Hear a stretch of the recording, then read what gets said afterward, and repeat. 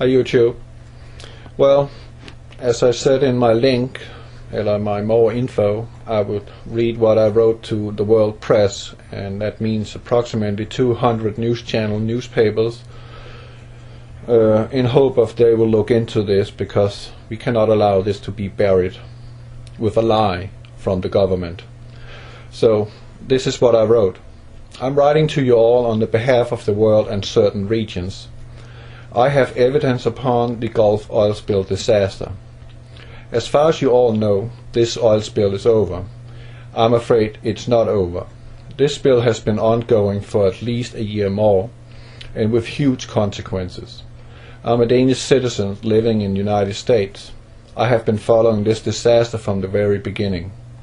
I lost my former channel on YouTube under the claim of copyright infringement. Problem is, I was too close to the truth. I had over 250 videos about the Gulf oil spill. I still do, but not uploaded to new channel. I presented the truth to people to make them aware of the size of this disaster.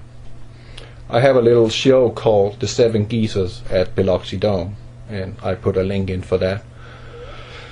But I'm afraid what I now have of evidence is far worse. The oil spill was planned and orchestrated, it seems like to be by the US Navy. They have punctured a 40-mile wide salt dome on purpose. They have punctured an ancient volcano, Biloxi Dome. I have attached evidence plus public files to this mail, and a few pictures as well. The oil is being kept down and out of sight from the public eye. Let me point out that in June 6, 2010, NOAA discovered a 22-mile long plume of oil drifting southwest inside the Gulf of Mexico at depths as 1,000 to 1,200 meters. I did a fictional calculation like this: 22 miles times 5 miles times 450 feet equals to the size 6 times of India if spread out on a 1-inch thick layer. As I said, the oil is still gushing out and up to 100,000 psi. Question is, how much oil is in the Gulf now? We are writing 15th of December 2010. Now the oil has been gushing since February 23rd 2010. You please do the math. Approximately 120,000 barrels of crude oil a day from February 23rd 2010, and still ongoing. They have been suppressing the oil from surfacing with Corexit 9500. Corexit 9500 is 10 times more toxic than the crude oil, and mixed with oil the substance becomes lethal to all organic life. The Corexit mixed with oil penetrate organic cells and dissolve them. The oil and Corexit also have another side effect. It breaks down the thermal boundary between the cold and hot water, which we all know is driving the Gulf Stream, loop current. June 12, 2010, an Italian scientist announced that the Gulf Stream has stopped, link below. This stalling of the Gulf Stream we now see the result of by extreme weather patterns, and now a deep freeze of the entire northern hemisphere. If you don't believe this claim, just ask a climate scientist or meteorologist. Even a decrease of a few degrees Celsius will have disastrous negative effect on our climate. Here comes the kicker. They did this with a specific purpose. The consequences are food shortage, starvation, and ultimately the collapse of the world economy and carbon tax. In simple words, this is a planned genocide and economic warfare at its worst. The aim is a one world currency and depopulation. Two significant events has taken place this summer in Asia. The massive fire in Russia and the biblical flooding in Pakistan, the size of Italy. The northern hemisphere is no longer being fed with warm water from the Gulf Stream. The Gulf Stream is breaking off outside the coast of North Carolina, USA. This has disrupted the jet stream and made it surge further south and even broken up in two pieces, one arm rushing over Russia and one rushing down over Pakistan.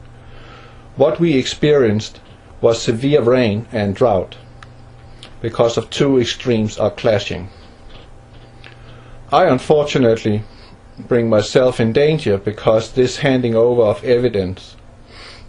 But the truth about the oil spill must come out, because we are all under threat due to the weather, pollution and food shortage. We now learn that BP, Transocean, Eni and Marinas are being put on trial for this disaster. But the US Navy walks free. No matter how the world is turning, these facts must be put into the public eye. We must never accept a military force running their own agenda with death toll, which is going to be vast. It is my plea to you that you look into this classified material and come to the agreement that you start speaking about this in the newspapers and on TV. I myself is available for speaking if you find it needed. I urge likewise not to turn in anger towards United States. It is not USA which is doing this to you. It is the military-industrial complex supported by criminals we have in good faith elected as our leaders. People in the Gulf region are suffering from sickness which is now being called the Blue Plague. Another issue is also they have added a synthetic microorganism to the ocean with a specific task to consume carbon composites, meaning anything organic. This oil, this corrects it, and now this synthetic organism is now in the Atlantic Ocean. If the Gulf Stream was still intact, as an example, one bucket of water is 74 days in reaching Norway from Florida Keys, United States, meaning from 23rd of February 2010 up to at least June 12, 2010, oil and corrected has been pumped by the Gulf Stream into the Atlantic Ocean. But with an ocean as the Gulf of Mexico filled with lethal toxins and still being polluted by nature, meaning oil, and man corrects it, there is every reason to take precautions when it comes to eating seafood. 20% of United States combined income comes from the Gulf of Mexico. Now the Gulf is a toxic soup of chemicals which is vastly found in their seafood now. EPA over here is still approving the seafood while knowing it's contaminated with oil corrected, and now this new computer-generated microchip organism, Synthia, pose a serious risk to all. This organism has been invented by a guy called Dr. Venter. NB. Take water samples along the coastlines of Western Europe. I'm sure you can find traces of the components which is within the corrected 9500. At this moment there is over 27,000 oil wells abandoned or active in the Gulf of Mexico. The area they drill in is littered with salt domes and ancient volcanoes. They surface leased Sector 252, but bottom leased Block 296. 296 is below 252 on the grid, where the 40-mile wide salt dome exists. There are no margin for errors here. NOAA have in 2005 produced a complete survey of the entire seafloor of the Mexican Gulf. Experts who will look on these files must wonder how Biloxi Dome begot 7 leaks 7 miles from the official drill site, MC252. Also note the crust, the strata, is between 4 to 7 miles thick before the mantle is reached. On 2 drillings they drill 35,000 feet, that is 7.2 miles, and the other 37,500 feet, which is 7.8 miles, meaning both drillings they hit the mantle. The full consequence of those 2 drillings is not yet to be seen. I theorize that the New Madrid line will finally snap and divide the United States into 2 pieces.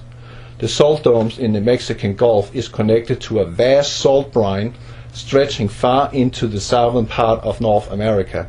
See attached. Finally, I truly wish you will take this very serious. This disaster is done on purpose.